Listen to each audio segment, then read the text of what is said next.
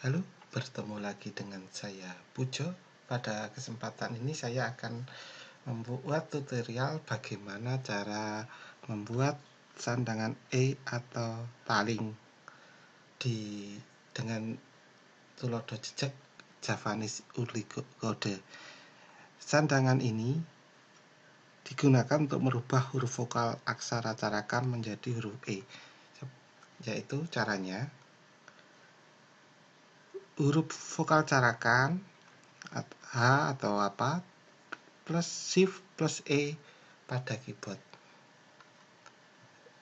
Kalau di Office kita harus menggunakan shift E dulu baru aksara legononya, seperti berarti shift E dulu plus H. Tapi kalau untuk Open Office kita hanya nggak perlu seperti itu, jadi kita tinggal seperti contoh untuk menulis mengetik huruf H,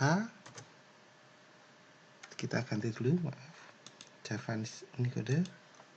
Nah, kita ketik H, shift E, jadi H. Terus yang kedua, nih, N, shift E. Yang ketiga, C, shift E. Yang ketiga, 4, R, shift E, R, 5, K, biar shift E, D, shift E, T, shift E, S, shift E, B, shift E, L, shift E, P, shift E, D, shift E. Kita tekan ini ya, untuk khusus yang D kita tekan koma baru shift E. J, shift E, Y, shift E, Y, shift E,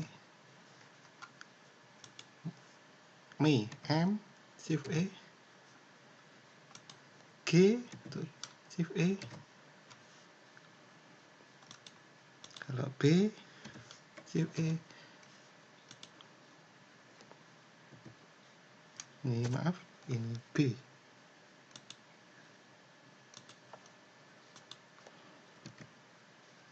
B, shift E,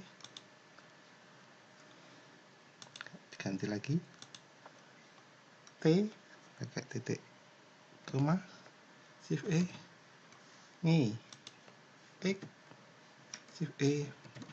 Nah, contoh pada kalimat yaitu kita mengetik kata sate, berarti S dulu, shift E, maaf, S plus T, shift E, sate. Kere, K, shift E, K, R, shift E, kere. Gale, G, L, shift E. Ya, itu mudah bukan?